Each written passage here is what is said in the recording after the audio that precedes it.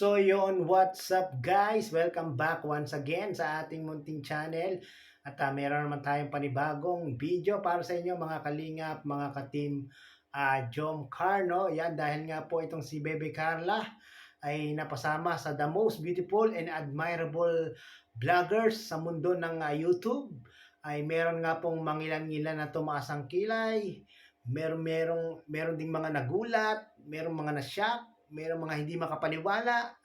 Nakasama itong si Carla Topolar at medyo naging issue pa nga po ito, no, mga kalingap, mga ka-Team Jomcar, dahil merong mga ayaw na mapasama si Carla dito, no. At yun nga, itong si Pinoy History ay naglabas ng kanyang saloobin kung bakit nga po napasama itong si Carla Topolar dito, mga kalingap, mga ka-Team Jomcar, no. So yun guys, no, basahin natin yung saloobin ni Pinoy History about nga po sa pagkakasama ni Carla dito sa most beautiful and admirable vloggers sa mundo ng YouTube.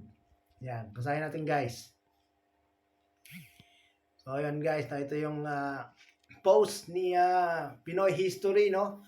To set the record straight, hindi po namin kailangan ng pag-follow up ng lahat ng grupo o maging mga charity vloggers sa aming page. Unang-una po, wala pong pumilit sa inyo na i-follow po kami. Hindi rin po kami nanggagamit ng kahit sinong tao o vlogger, sikat man o hindi, dahil wala naman ho kaming kinikita sa page na ito.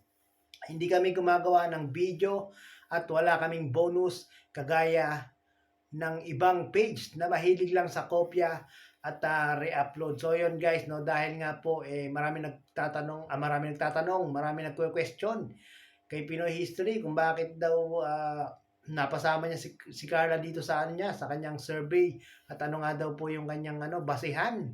At ayan, dahil dito guys napapost itong si Pinoy History ng kanyang saloobin, no. So yun guys, tuloy natin yung pagbasa.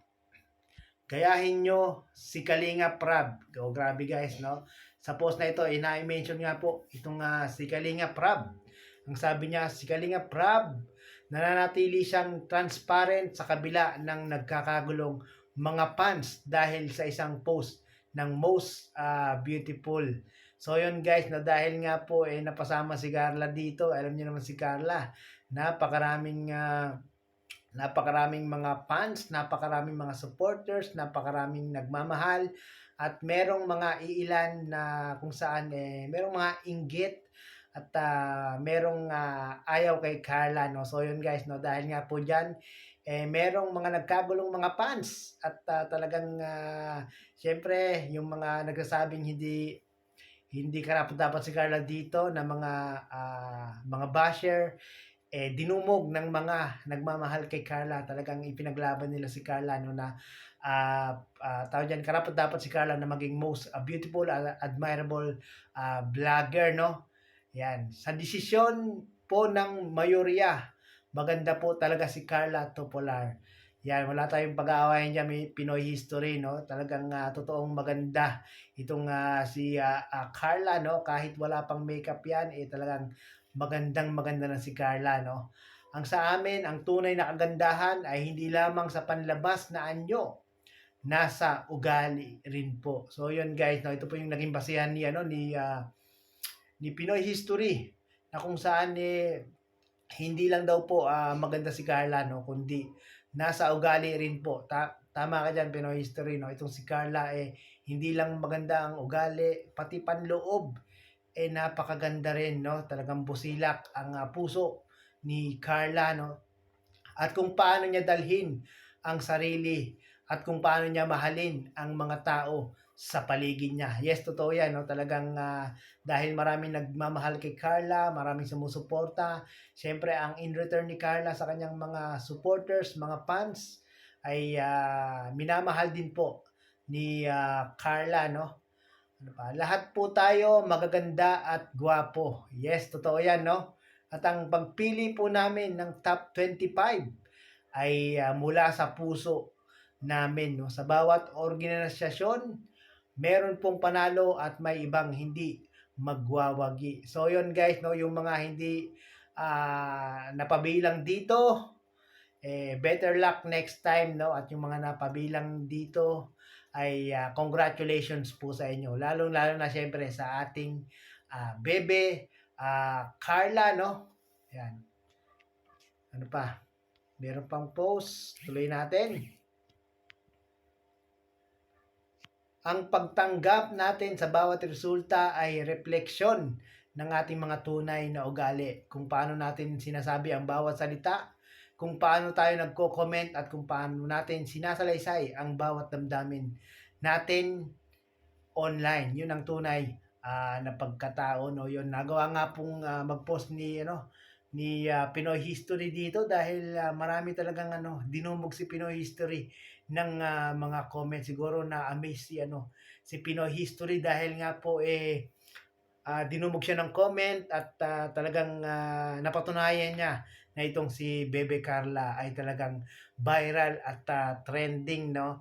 Yan guys, meron pa pong meron pa pong kasunod diyan. Ang halimbawa ay si Alex Gonzaga. Itinian niya sa biro ang hindi niya pagiging kabilang sa most beautiful na sa kabila ng kanyang rurok at taas ng naging tagumpay sa social media o vlogging, kaya rin niya palang makipagkulitan sa isang page na hindi naman niya kilala kung sino ang nagpapalakad. Yet at the end of the day, napatawa niya tayo, isa sa totoong tao ng internet world ng ating panahon. Ay nako, si Alex Gonzaga talagang napaka-komedyante niya, no. Kung isasali mo sa sa most comedian na mga vlogger, baka mag number 1 itong si Alex Gonzaga. Si Carla na tuloy. Muli po, never kaming nanggamit ng tao o grupo para sa sarili naming kapakanan. Never kami nagpalakas o magmakaawang i-follow kami o sundan kami sa mga post namin, at hindi po ganoon ang pagkatao ng mga tao sa likod ng Pinoy History, at hindi lahat ng post ay kailangan pabor lamang lagi sa atin dahil marami pang magagandang pagkakataon na mapansin ang ginagawa natin na hindi kailangan diktahan ng mga sinuman. Magandang araw po. Ayan guys, no, dahil maraming nagque-question, maraming di makapaniwala, maraming tumaas ang kilay sa mga diyan sa comment section ni Pinoy History at sa YouTube. Maraming nag-react.